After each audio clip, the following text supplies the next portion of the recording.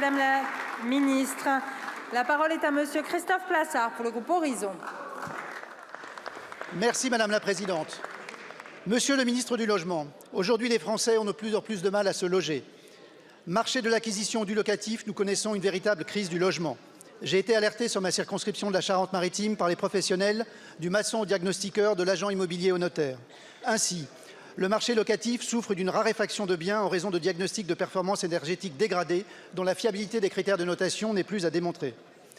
L'accession à la propriété n'a jamais été aussi complexe, avec des prix de l'immobilier toujours aussi hauts, des taux d'intérêt qui ont été multipliés par 4 en quelques mois et qui resteront élevés selon la BCE.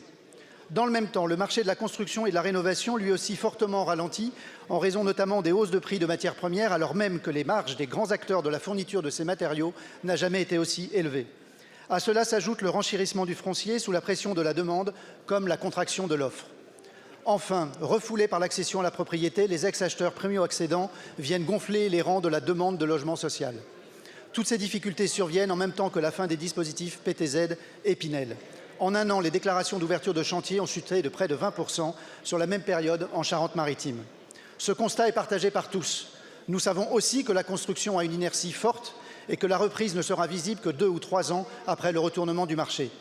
Par ailleurs, je suis engagé dans une démarche transpartisane avec Anaïs Glemer, Julien Bayou, Inaki Echaniz et Max Brisson pour réguler le logement saisonnier et traiter une partie de l'éviction de l'offre.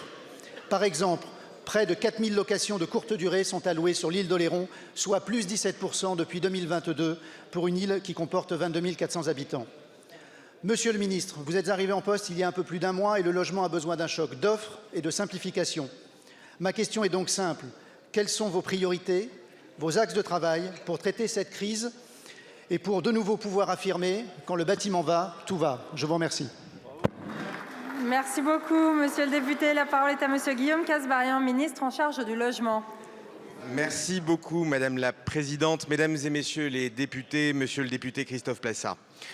Avec le Premier ministre Gabriel Attal, avec le ministre Christophe Béchu, nous partageons l'ambition de créer un choc d'offres, vous l'avez dit, de déverrouiller le marché du logement pour lever les contraintes qui pèsent au quotidien sur les projets immobiliers. Dans ce combat, la simplification sera notre fer de lance. Vous le savez, nous avons commencé ce combat avec la création de 22 territoires engagés pour le logement. Concrètement, ce sont des opérations sur lesquelles nous avons simplifié les normes pour faciliter la construction et équilibrer ces opérations qui, si nous n'avions pas agi, ne seraient jamais sorties de terre. L'objectif, c'est que sur ces 22 territoires, nous ayons une création de 30 000 logements dans les 2 ans qui viennent et nous faisons le maximum pour aller le plus vite possible. Nous allons encore plus loin. Hier, au MIPIM, j'ai annoncé 5 chantiers prioritaires et 10 premières mesures de simplification pour accélérer et simplifier la construction de logements. C'est-à-dire que nous allons moderniser les procédures d'aménagement, nous allons accélérer la digitalisation des autorisations d'urbanisme, nous allons sécuriser les porteurs de projets le plus en amont possible, nous allons simplifier le traitement des contestations de projets et raccourcir les procédures de recours pour économiser jusqu'à 10% du coût de portage foncier. Le gouvernement sera aux côtés de ceux qui produisent, de ceux qui bâtissent, et qui contribue donc au dynamisme du territoire.